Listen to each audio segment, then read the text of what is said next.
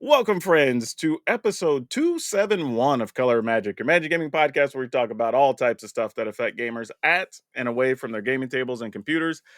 I am your host, PowrDragn, and oh my god, do we have a lot to cover this week with my main man, Brian Sonic. How's it going, dude? I'm a gaming journalist and I'm tired. What the hell has this past week been? Look, y'all, there's been so much news this week. We're going to talk about some Elon Musk stuff that is not the stuff you think we're going to talk about. It's even crazier than that, if you can believe it. So, this is going to be a wild, wild week of stuff that we're covering. So, yeah, just grab your favorite beverage, grab a snack, because we might be here for a minute. But before you do that, check out our site over at patreon.com/colorofmagic so you can support the show. Give us some love, just like Daniel Lucio. Thank you so much for being a patron. We appreciate it.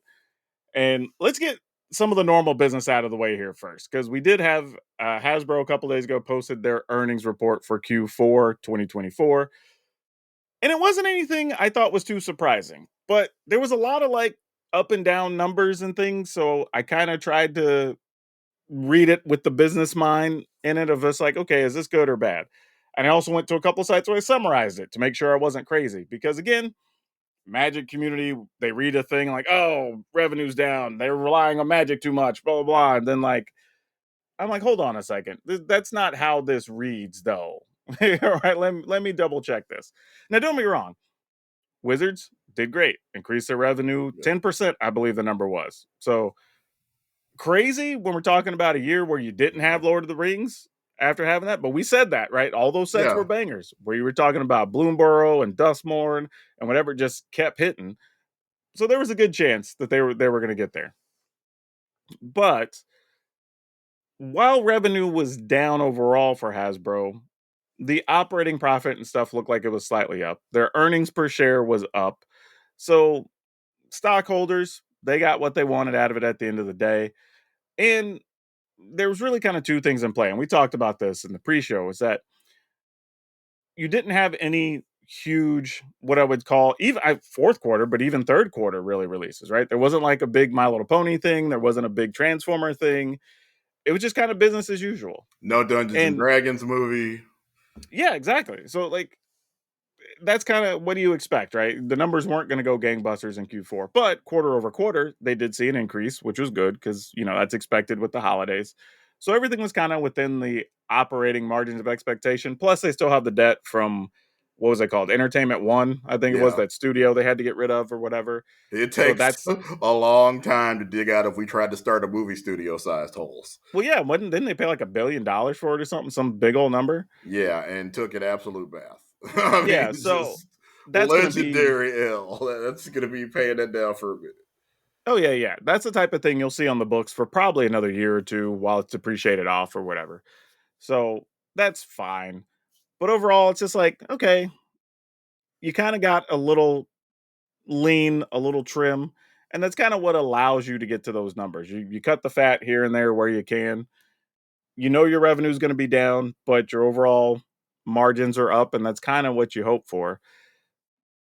But there's really not a lot. It's one of those things that people tried to make it a thing, but it's just like, look, if their earnings per share are up, and this isn't me trying to be an apologist for Hasbro, because I'm with you. When they screw up, right? If things are down, they're down. Like, I ain't got a problem with that. I'm not invested in Hasbro. I don't have any Hasbro stock. Like, this has nothing to do with any of that. This is just like, hey, let's chill the jets and learn how to read some reports and understand what's going on business-wise, what's even happening. And we know as well, like, there was the suit that they might have manipulated some numbers or whatever, and we still haven't seen the outcome of that. So who knows really at the end of the day, but everybody's making their money. So whatever, it kind of is what it is. The one thing we do know, Wizards did well. And again, we expected that as the year went on, and Foundations finished the year strong. Let's be honest. Like that was a big, big hit for them. Kind of a surprise, to be honest. And Monopoly still making money. Holiday sales good. Monopoly Go is a banger. I don't even understand. Enough to where they can pay Chris Pratt, Kiki Palmer, and Will Ferrell money to do ads and still have multiple commercials, by the way. Like, all of those people are, hey, they get paid probably in excess of 10 million per movie at this point. yeah, I don't even understand.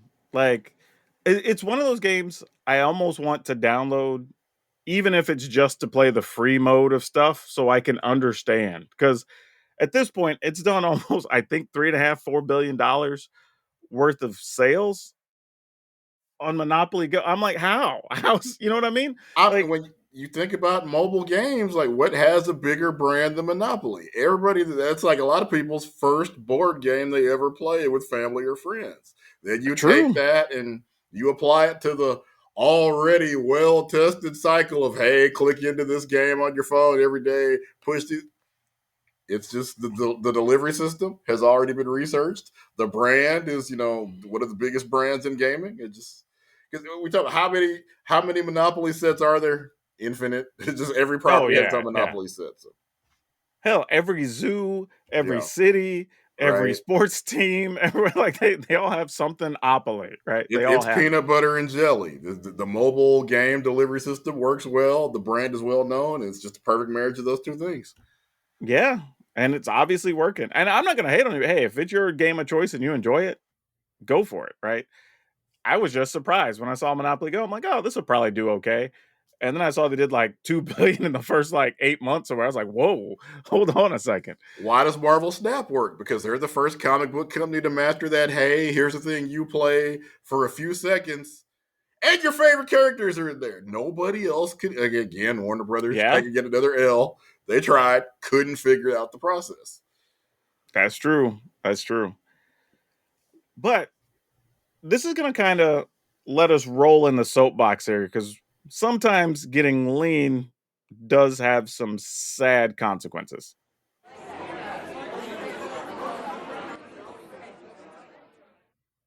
And with that, we lost the VML. So, for those of you who don't know what it is, the Venus Mercury League was a magic league that was being done for underrepresented folks in the magic community, particularly non males. And it had been pretty successful, right? They put several people on the pro tour. Some of them did well at the pro tour, Right? actually. Were playing for top 8 contention and stuff at a couple of events. So worth it, I would think, as a proof of concept of like, is it a real league? Is it real competitive? Yeah, the answer is yes. At the end of all that, they had commentators. They ran the league, I believe, over the course of 8 weeks, if I'm not mistaken. And you could watch all the different matches, week to week, and they had a playoff, like a whole to do. And they posted on Monday, which, to be clear, they did say that they've known for a while. They were just trying to get other funding and do other stuff, but they said once it came down to it, they realized that not having the invites for Yeah. the Pro Tour events and stuff from Wizards was a bigger loss than the funding, even. Which I kind of understand, right? Because part of it is also adding legitimacy to what they're doing. And I think the only ways you do that are, hey, the higher ups view this as big enough to give us seats to the big game, or you somehow get funding to where you have just absurdly big prizes, right? Those are kind of the two ways you legitimize it. So not having the invites really does make a big difference. And when people talk about costs, it's like, yo, they were doing promotions, they had producers, you had all the technicians behind the scenes, you have the commentators, like those people don't all work for free. Right? Like that's got to come from somewhere. But sadly, I do also see how it gets cut, right? We see it in society all the time. Anytime there's something that you can't directly tie to a dollar value and say that this dollar spent generated us this many more dollars, you're always going to be on the chopping block, right? It doesn't matter if you're feeding the homeless, getting something for kids at schools, helping with a fair in your local backyard, whatever. Like companies look at that stuff and say, well, this is nice and it did get us some good PR, but do we know how many dollars it generated? And sadly, those things always end up in a pile and somebody's got to make the decision to cut it. And it was kind of a sad announcement for a lot of people on Monday. Yeah, because it feels like what keeps getting cut is things, as we mentioned, for marginalized people, like the VML, like languages, for cards and Portuguese and Chinese and things. Those seem to be the first things on the chopping block all the time. Yet somebody on social media mentioned the VML is one of the few things where Wizards' actions actually match their rhetoric, and now it's going away. Like, we've been Sure. at this point a year without a diversity director. I feel like probably with current political climate, we're probably not going to end up hiring one because now it's technically possibly punishable to have a diversity director. So it's just Yeah, which is also kind of weird. yeah, so it's just sad times right now, and that's what people are feeling. Is just this is a huge step back. So many of the gains we've made since 2020, kind of ironically, since we started doing this podcast, it feels like we have lost so many of the gains that were made in the Magic space. I think, sadly, that's for a lot of different games too. And it sucks because part of the question, it's that whole like chicken egg thing, right? Well, how are you going to grow those communities Exactly. to make those worth more for those efforts without putting the time and or money into those communities to get known and build that part of the community, right? Like it's and it's one of those things, right? Some companies, like I said, are just not going to justify like, hey, we don't know what the turnaround is going to be, how fast, what our metrics are. And sadly, a lot of times you have to measure those things by things that aren't necessarily direct dollars, right? You have to try to measure it over PR type elements, right? Like how much conversation just get on social media? How many articles did we see written about it? That type of stuff more than okay, this was directly worth 2% of sales or, sold X number more boxes of whatever, or this many more copies were downloaded or whatever. That's just not how those are measured. And companies don't like that, right? They like measuring hard numbers. I can tell you from being in the corporate space for a Yeah. minute, like they like having hard. If you bring something to them, they want something that's hard measurable, right? So And you you, mentioned it's happening in with gaming. It's happening with entertainment companies. We're seeing the diversity push that we had really starting in 2020. We're seeing all of that get rolled back. So many companies are letting their diversity staff go because apparently we solved racism apparently sometime in the last 4 years. We don't need any of these things anymore. Apparently, oh, go and figure. this isn't to say like I get why people go like, "Oh, well, why do we need it?" And it's just like, well, we see it all the time. We've talked about it on the show, right? Like Right? people being visible draw more of those people, right? And which is good for the game or whatever game you're playing because that generates more money, right? It brings more of those communities in that gets more spending, that gets more money to the top so you get more of what you want, right? And That's people it will ask, across the board.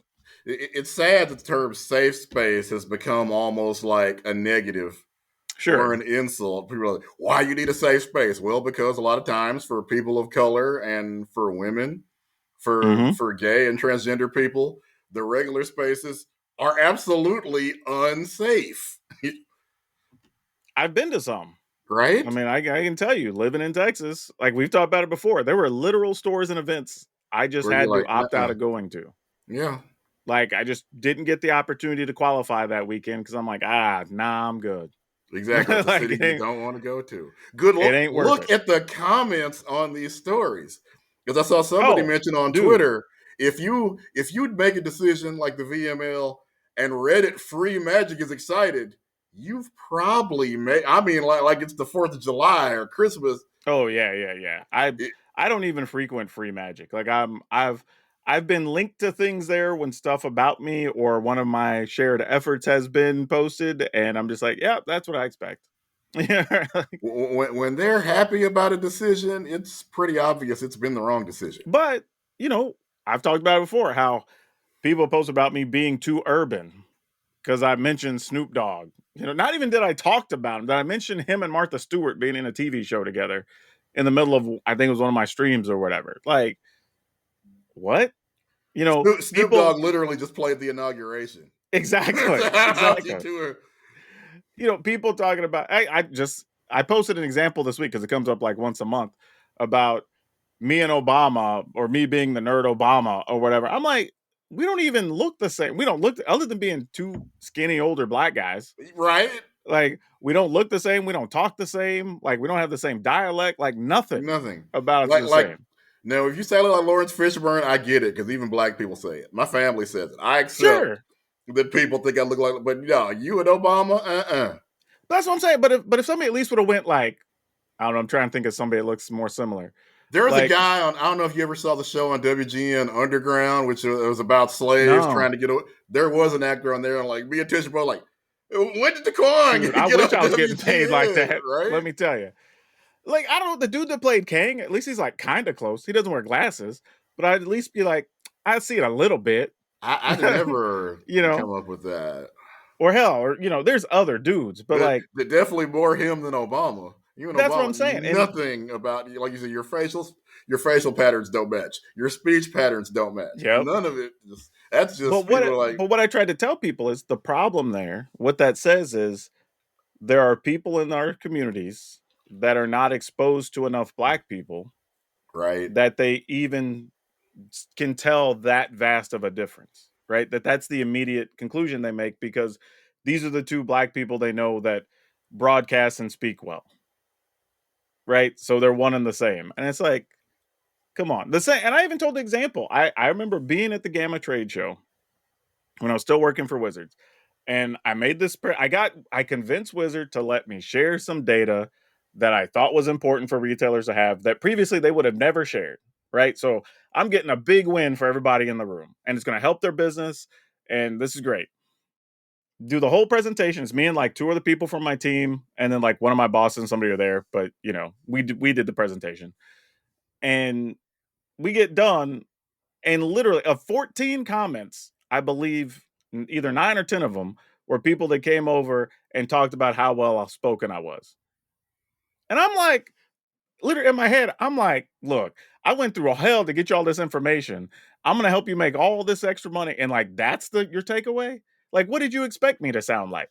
thank you, master taught me to read. Is what they Exactly. expected you to sound like. But I'm just like, that's crazy. And people are like, oh, it's like, no, because you know what? They didn't say crap to my other white presenting coworkers that were there that were also speaking and did just fine for themselves. Right. It was only said to me. And I'm like, I didn't know that. I'm the one that did the bulk of the work on the presentation on top of it. I'm just like, that's part Yeah, of the problem, right? You need that yeah, exposure. You need people to understand to get these extra examples.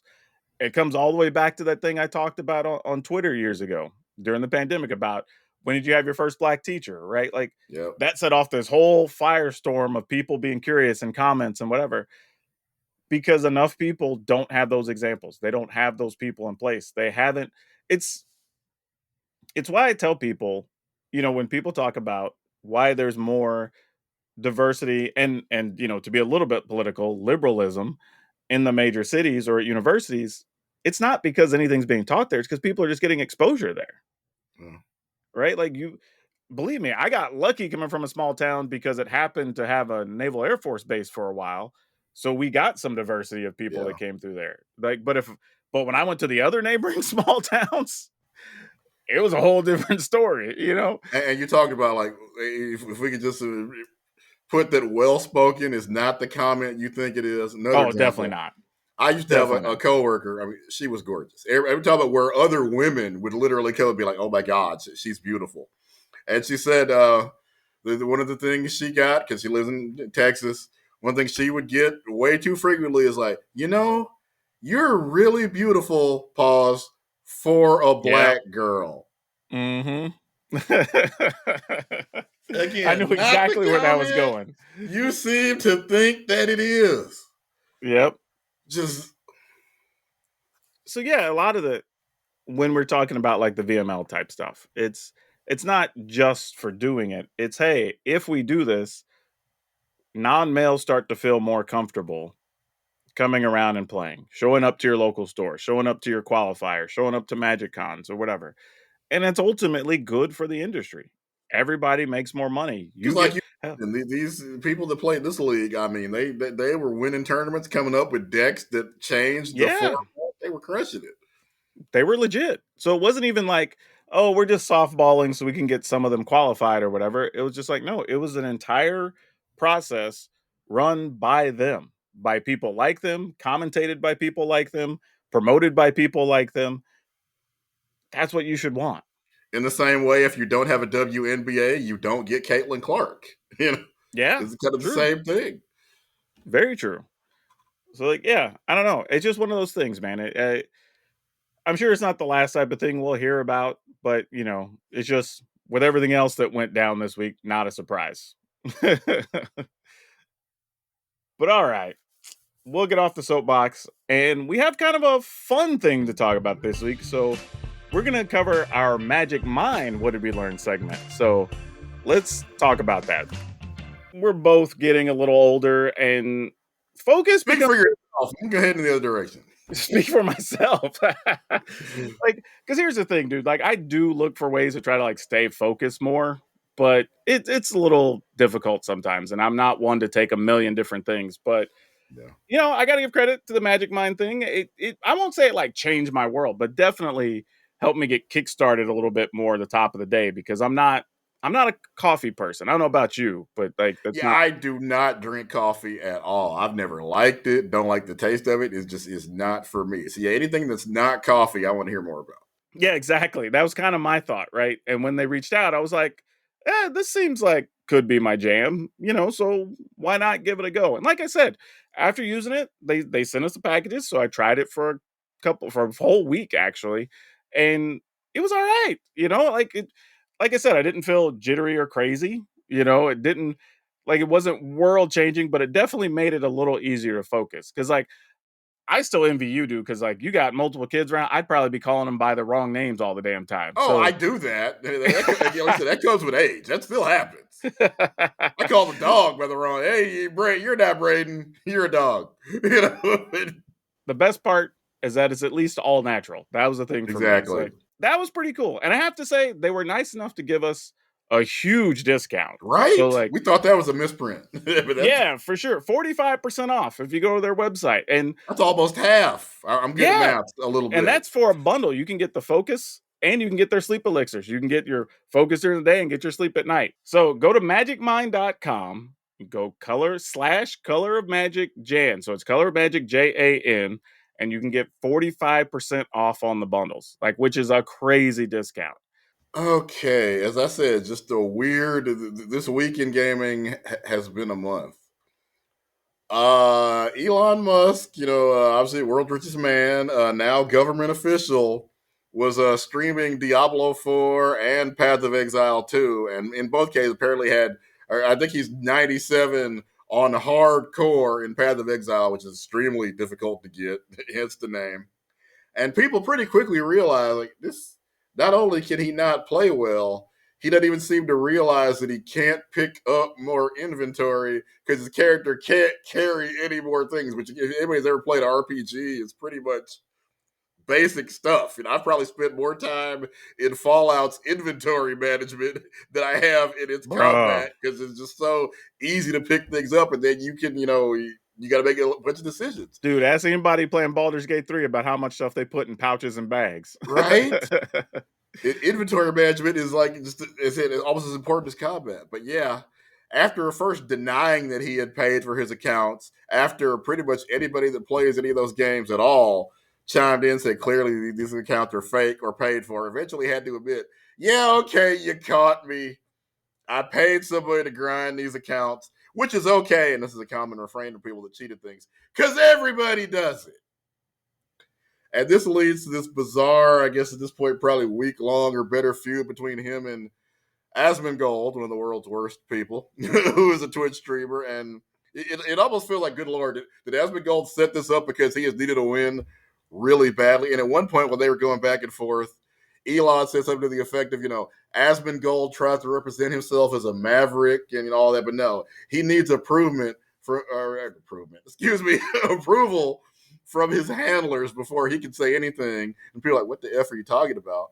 So then he leaks some of Asmongold's DM conversation between him and his video editors, because apparently Elon seemed to think that video editors are like editors of websites and newspapers where they tell you what to say before. And no, it's really just technical stuff. Like it couldn't. But if they've ever done any kind of video editing or YouTube knows it's really not, unless you say something super crazy, your video editor is probably not going to say anything. They're just literally cutting from one scene to the next in most cases. But again, this is supposed to be tech bro billionaire that doesn't seem to. But as I said, the part of the story that's getting, yes, all the stuff about him faking his accounts is crazy, ridiculous. It has been the talk of gamer universe for several days now. The part that's getting buried is that because Elon felt like it, he just leaked somebody's Twitter DMs. We get the technologically you can, but obviously for terms of privacy, you shouldn't.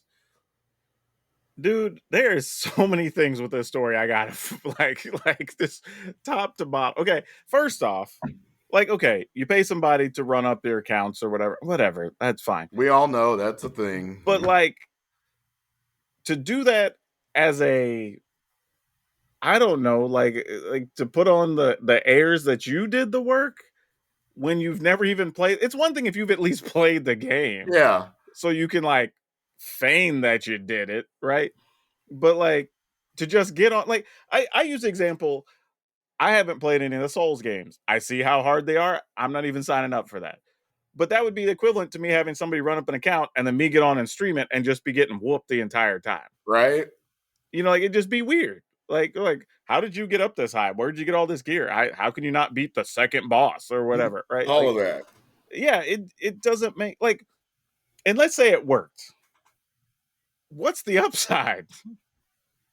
Like, have we reached the point the dude just has so much money that he's just like, you know what? I'm gonna pay somebody to go spend a week running up an account for me, so I can look good playing video games with the boys. Which Like, I don't. is kind of the whole thing about running up those accounts. It's a bizarre service. Yeah, I Which just don't know. Again, I just don't know what the outcome is, because it and really then does get or you to a the level expected where outcome.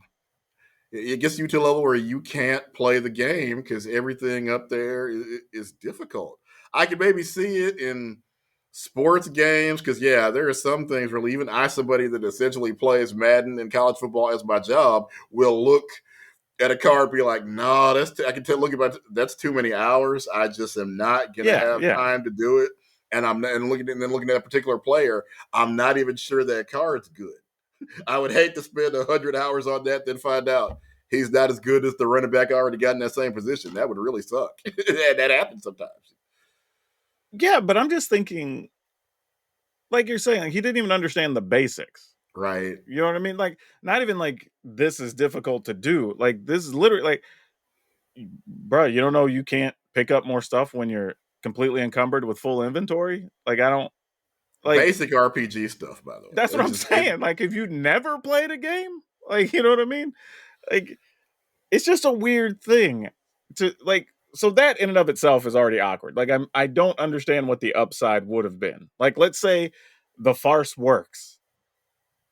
Okay, so people now think you play a video game. Like, you know what I mean? Like, Well, I there mean, it feels. obviously, part of his coalition is people that play video games. So, he has a vested interest in looking like a cool person to that group. They have essentially put him in the White House for all intents and purposes. But see, now That I that, get. and to me, that becomes the next part, right? Like, if it's not obvious, what's the devious side of why we're doing this, right? Other than just winning favor. Like, we're doing something particular as to him feeling the need to go put on this whole charade to try to win the favor of gamers. It's just weird. But then you have that next level Yeah. Hey, here's your DMs, bro. where Just he's I know like, you. I don't like the fact that you outed me. So I'm going to share some of your DMs with people, which is weird because it ended up not even being anything filthy or whatever. I'm like, if you're going to share his DMs, you might as well go for the throat, right? And like Because share it's the good. Aspen Gold. I'm pretty considering the stuff he says publicly. That's what I'm saying. You I might as well shudder share the to goods. think what kind of stuff he has said to his friends in private when he thinks nobody else is listening. That's what I'm saying. And then like the best you had is like, well, he's got to take instruction from other people. Like here's some Which DMs. is And people him, go, so he's talking about work with his editor? Like, all yeah. right. Which is again Like, powerful tech bro showing more stuff he apparently doesn't know. But do you own those rocket ships, Elon? It's becoming like, how fake are you? What? it's just wild. Like, But again, I think to your point, the fact that not only that he can, because we know that anybody who owns these sites, whoever, can see Yeah. your messages, but I willing don't to know if put them. everybody knows that. It's the frightening thing. Well, that's fair, but you should. Like, it doesn't Yeah, matter if you you're on should. Facebook, Twitter, Instagram, whatever. Like, they can see your. Somebody's going to be able to see your messages, whether it's That's how they know you're not human trafficking or yeah. selling arms or any number of And things. we've had this shown years ago. Like, we've known this Yeah. for a couple decades now. It feels like, so this ain't even new. But the fact that he's willing to break basically every code in terms of service and agreement to just share them with the public when there's nothing harmful to anybody in those messages that needs to be shared, that's the concerning part. And apparently also took away his verified status or whatever, just I guess to be petty on top of it. Yeah. It's like, okay, so somebody didn't violate anything, so you took away their verification, and then because you're mad that they outed you on a thing that was silly to begin with, you decided to share their personal messages. And That's a now huge now it's the concern. trope of like, when somebody thinks somebody's a clone, how do I know you're so and so? In the case of Asmongold, how do I know you're Asmongold? He'll say something racist. That's him. Yeah. But to his credit, he got the biggest scripted face turn possible out of this. And now his video about it has almost 2.5 million views. So people are talking about it. It's out there. So this, even from Musk's side, this did him no favors any step of the way. Like, It's you failed at your initial plot. yeah. You screwed up by sharing someone's DM, so now that becomes a big conversation.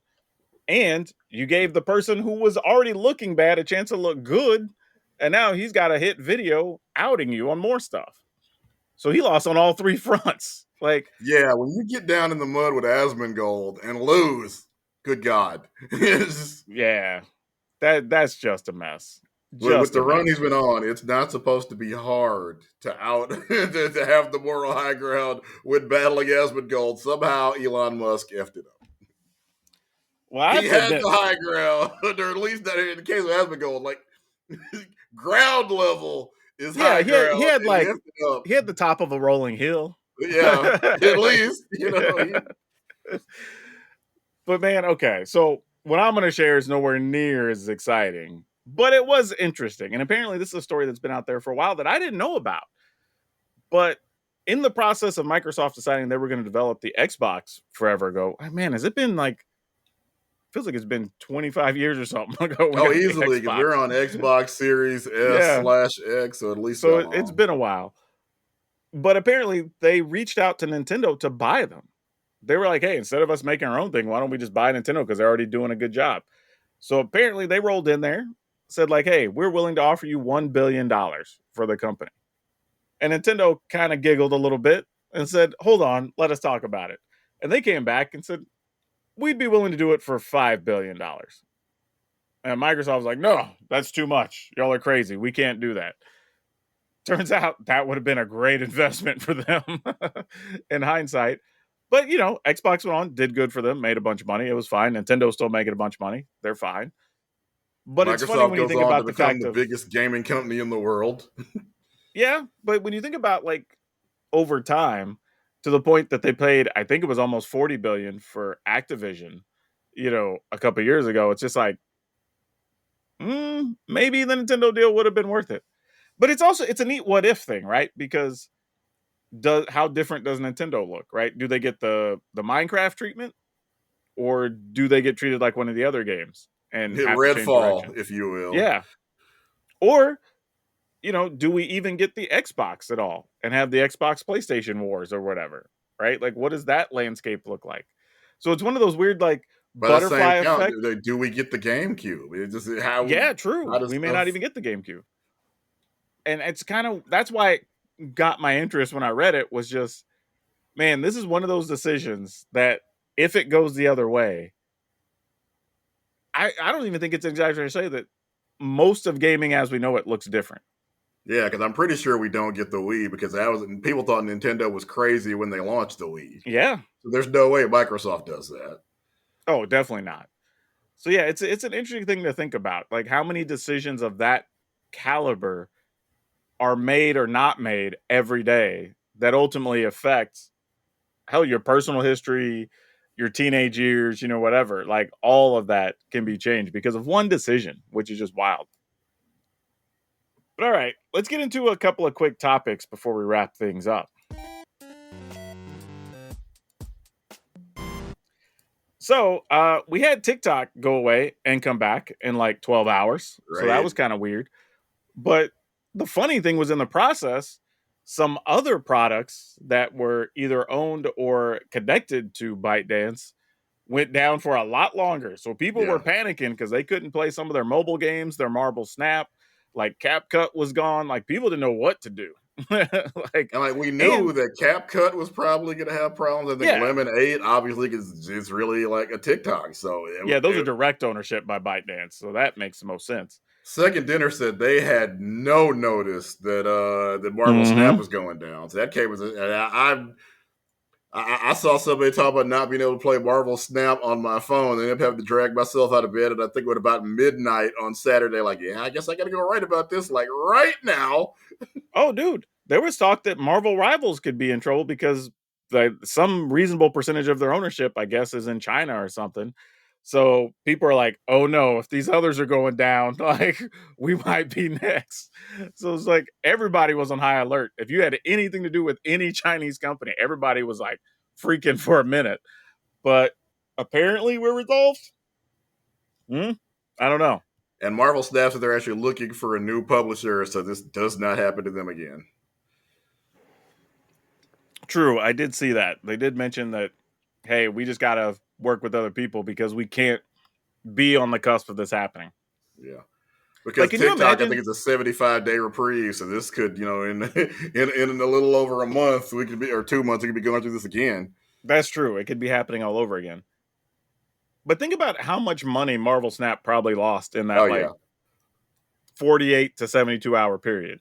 yeah. There's events going on. They already said they're gonna have to give people make goods, obviously, because there's Yeah. stuff you couldn't unlock because you were, especially the weekend. You're assuming, hey, I'm gonna play a few rounds of Snap before I go to bed. U.S. government said, no, afraid you're not. Or stuff they bought intending to use it, right? Also And that, now you don't get to. So yeah, that was kind of a crazy thing to see, but it looks like at least for now, everything is back functioning. So all of your games, anything in that space, any of your Marvel related products, everybody that I could reach to says everything seems to be working. Everything's at least for the apps I have, everything's working. So yeah, business as usual. But again, kind of keep your ear to the ground because, like you said, 75 days from now, I guess now 72 days, we could be doing this all over again. You yeah. know. Okay, so I gotta say this because we talked about the video game awards and a bunch of other stuff here the last couple months. Balatro kind of came out of nowhere and surprised me. And the only reason I found out about Balatro is because I had this very questionable knockoff company reach Oh out to me and God, were like, "Hey, would you promote our game? Do this thing?" And I was like, "What?" And then they're like, "Oh, it's similar to Balatro or whatever." And then I went and looked at it. I'm like, you're kind of just like Balatro, but worse." Right? like I don't understand. But it apparently took off, was huge. So I'm like, you know what? It's cheap enough because I think it was like $8 in the App Store and like $11 on Steam or yeah, on Steam. But I was like, it's cheap enough. Let me at least just try it and see what the hype's about. And dude, I gotta tell you, like, it's dangerous, dude. It had me in a chokehold for most of yesterday. Like, I ain't even lying. Like, I spent so much. You look at it, and it's almost hard to explain because you don't really have to know poker to play it. It's the poker suits are mostly just a function of the game. They could be anything on them, but the level of depth, the interactions, like the replayability, like there's so much stuff going on with it, and it's a nice simple little package. It's cheap and it's smartly done. And I watched a documentary about the person who made it.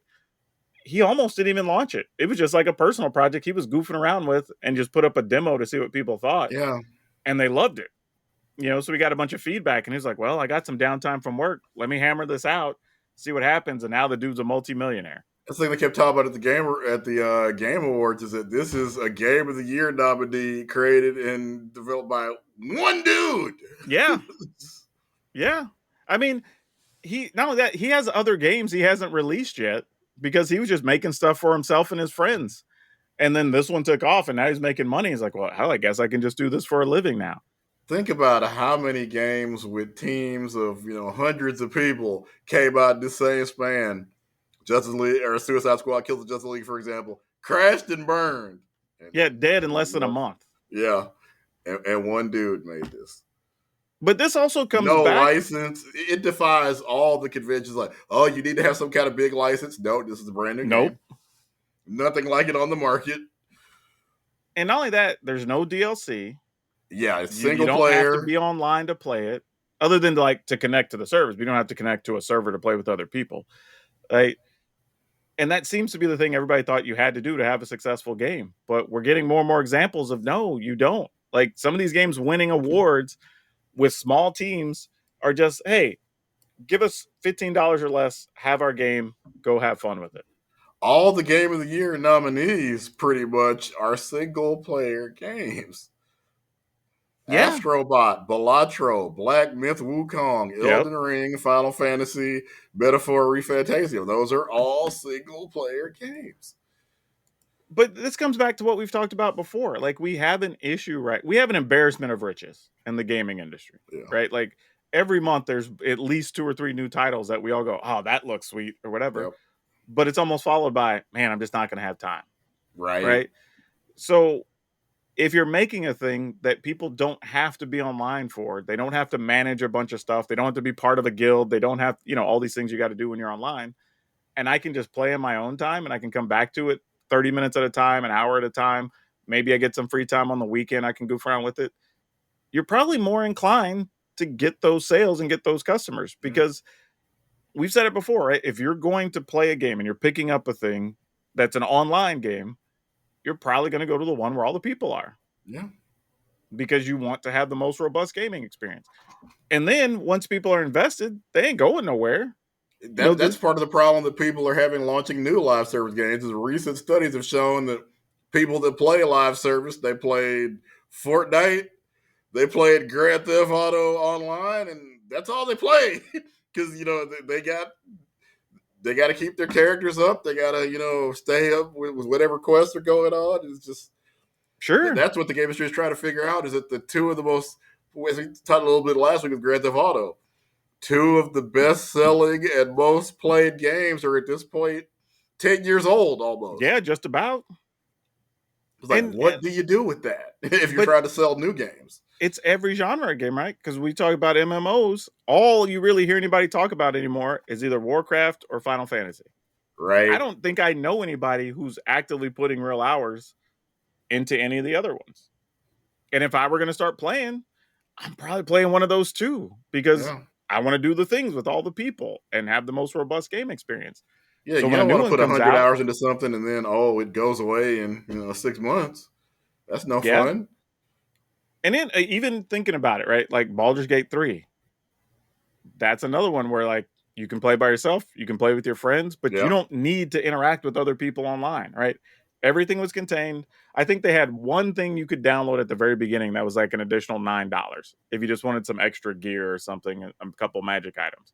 But otherwise, you paid your 50 or $60, whatever it was. You got all the downloads and updates and whatever they've been putting out for the last 3 years now, 2 years.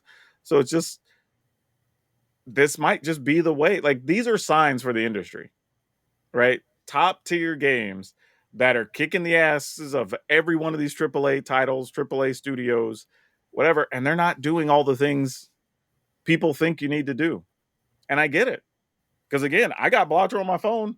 Yeah. I'll probably be playing that when I'm traveling over the next couple months, just sitting at the airport or whatever, goofing around, trying to make hands and get these jokers or whatever, and I spent $8 for that to have it on my phone. And you're going to feel like I'm picking on WB, but I mean, again, Suicide Squad Kill the Justice League was a disaster where if they had just used the Arkham engine and Arkham gameplay and lo and behold made a Justice League video game, because we now know if they had the technology, they could have done it. They could have taken all of our money. Nerds Yeah. would have lined up and here, I want to be Superman, Batman, Green Lantern, etc. Flash. We know you can do it now, and no, they went in the complete opposite direction and ruined it. And to that point, I found some articles that were talking about some very interesting things in the game industry. And apparently, with all, because we've talked about how many game companies have shut down or had to release people or whatever, but with the number of large studios that released people, the stats are 1 in 10 game developers lost their job in 2024. It's frightening. That's crazy, you know? But again, most of them, several of them were huge studios that were shutting down. So that's a lot of jobs that are accounted for, which makes sense. But then there was an interesting article I got that was just posted yesterday from the Game Developers Conference. And it had a lot of interesting facts about the game industry, which was kind of neat to read because some of it was like, these are things we assume, but here's from their own industry. But they're saying there's still more layoffs potentially. And these are just like the things they highlighted. 30% of their developers say they're working on things that have to do with generative AI, and they're not even happy to be doing it. Right. So they're being shoved in places we don't even necessarily need it, which is crazy. A third of game developers are working on games with online services, which is wild when we see how many of them are failing. Yeah. But this is what the industry thinks you need to be doing, so but 33%, that is a huge number. It's like, how do you make 10 game executives walk off of a bridge? Convince one of them they should do it. Yeah, I guess so. I mean, it seems like it. But it also pointed out that a lot of games these days are being financed through self-funding. They're not even getting big Yeah. investments anymore. They said as much as 56% of their respondents reported having to put their own money into funding the creation of their game. Which is interesting because before it's like, oh, we're going to get these big companies to back us, we're going to get these investors or whatever. And I think we've seen enough failures now Yeah. of some of those products that they're just like, nah, we're not doing that anymore. And AI feels like the new VR because I remember going to the Yeah. Consumer Electronics Show at this point, probably about 20 years ago, at every booth, every PR thing, every release, every VR is gonna look at all this. And also 3D. 3D was huge for a while. It kind of the same. And it feels like Yeah. almost every 10 years the industry has a big 3D pitch and it catches on temporarily, usually around a big movie like Avatar, and then we're right back to where nobody cares. Just make a good Hell, movie. dude, there were Spy Kids 3D. Right. Like Yeah. everybody was doing it. Yeah. Like I think the tough part for me is, let's say even if it works, right? And you get to put your AI into your video games or your VR into your video games, for as much as it's going to cost you to develop it, how much more are you going to get in sales because of it? Right? I feel like the ceiling is only so high unless you are literally the thing. Like you're the Baldur's Gate 3. You Yeah. know what I mean? Like unless you are the all out, no arguments, best game of that year, you have a fairly low ceiling these days. Like we all kind of know what it is if you're not one of the Call of Duties, Maddens, whatever, yearly perennial products. Yeah. We kind of know what that looks like now. So like So why you even spend said this much not money even on it? best game, but best selling game because they are not all Yeah. look. If you compare, say, Balatro sales to Call of Duty or Madden, yeah, they're not even close. Oh And yeah, but yeah, but no doubt. I think Balatro sold 5 million units or something like that. and So and somebody that, as I said, plays Madden for my content. Like, I am not going to tell you Madden's a better game than Balatro. Not sure, I'm not going to tell you any of the last 5 Maddens is a better game than but it's going to Balatro be one because of the top selling games of the year every year. yeah, because it's the only one with the NFL license, and we all know this. Yeah, so I don't know. It's a tough thing if you're in video games right now because you almost like it's if games start out being online, you almost know that like there's a reasonable bit of failure that this game won't be here in 6 months. Yep. Like that's crazy to say, even especially when you've been following some of these games being developed for sometimes up to 5 years at a time. People have been working on it, and you know that like, yeah, this still may not be it. It's like some of the best games I have played aren't the ones that end up like Rumbleverse. I will Yeah. die on that hill multiple times. That was one of the best, and again, in a genre of battle royale that at that point was already well oversaturated. This was something new. What battle royale, but it's wrestling. But again, What? how do you tear people away from all the other battle royals that they're playing? And yeah, and the thing You is, know, they basically couldn't. that's the tough part. So yeah, wish there was a better answer for this, man. I know it's kind of like gloom and doom, but the good news is self-funded studios are becoming more of a thing, which gives them more control and they can make more of the decisions that they want, which is good. And we're seeing more games that aren't some of these big AAA titles, whatever, getting the recognition and getting more sales. So hopefully, maybe 2025 will be a transition. I don't know. But here's an interesting conversation in the dinner table.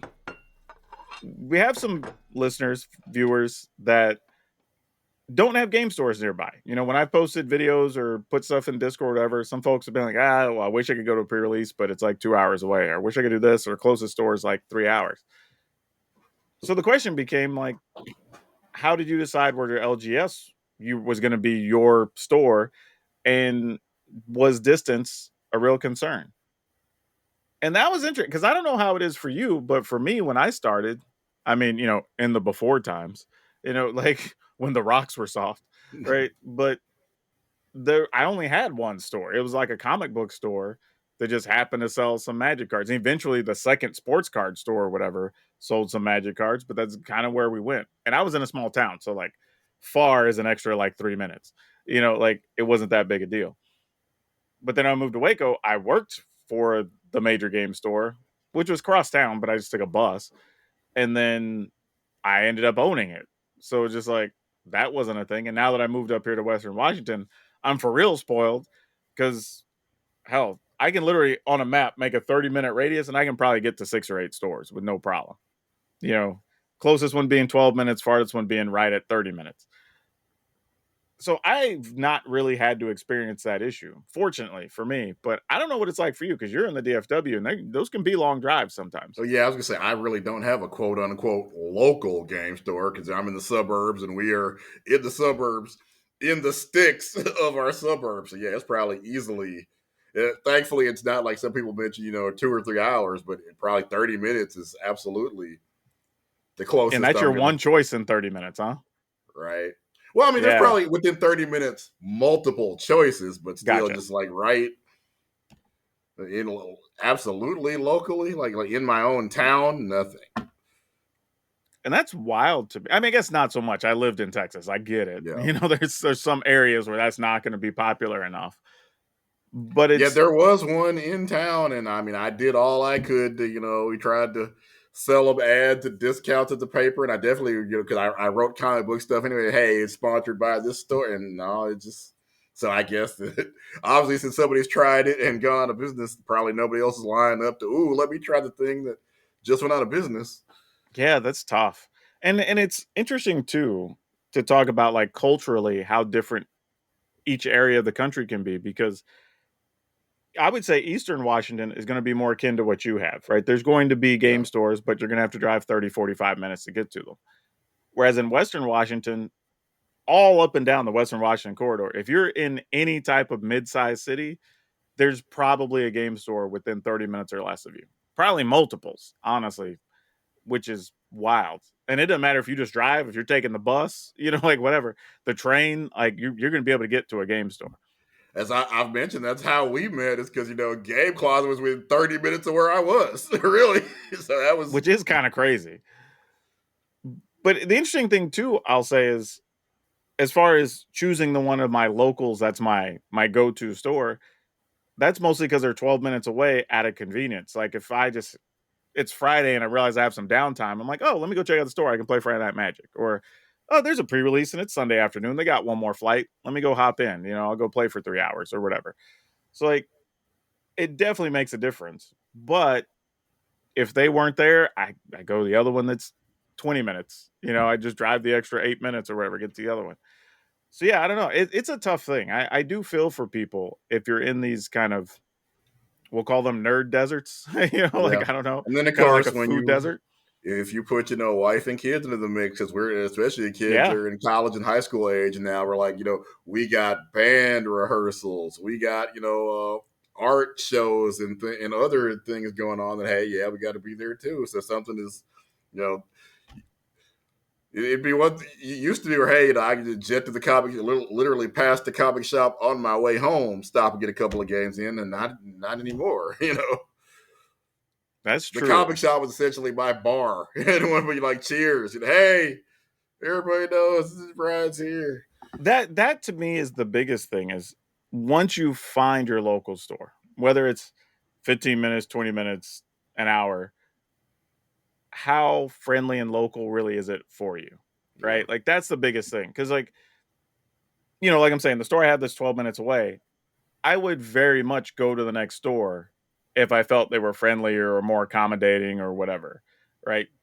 I don't have to go to that one because of distance. It's tough when that's your only option though. yeah, Right? Because then it's kind of like you either go or you don't, and you just don't get to be engaged in certain things, and that makes it tough. Also, in my experience, those owners or staff tend to also be aware of that, so that's a little tough to deal with. But yeah, I don't know. I wish I had a better option for people other than like save up some money and open up your own spot because there's obviously a need for it. But I've already been there and did that game. It ain't easy, you know. exactly. So I'm not just gonna put that out there like a crazy Yeah, person. I've told people because I get the same question about newspapers or online news products, and I have decided I am not going to start any more of the things that have already gone out of business in my area. That seems like the safest financial decision. That I includes, comic stores, game stores, local news offerings. I've seen too many. We are the local newspaper, just the really the only one we had left. Just gave up the ghost. So yeah, sorry, I'm not starting anymore, and I'm probably not working for any more of them that they try to start up because I don't blame you. it doesn't end well. I don't blame you at all.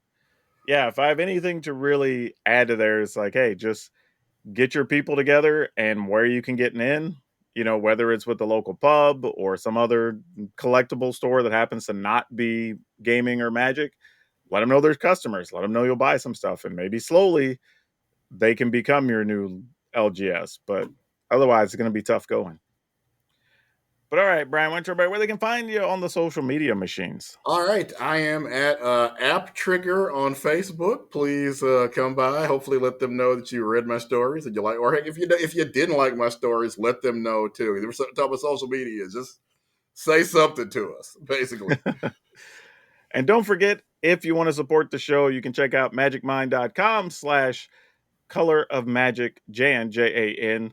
And if you want to follow me, as always, it's PowrDragn, POWRDRAGN on, well, I was going to say all the social platforms, but really mostly over on Blue Sky and YouTube. If you want to follow me these Yeah. days, that's kind of where we're hanging out at. But otherwise, remember to take care of your families and yourselves because there's a lot going on right now. Remember to be awesome, and please, most importantly, be awesome to each other.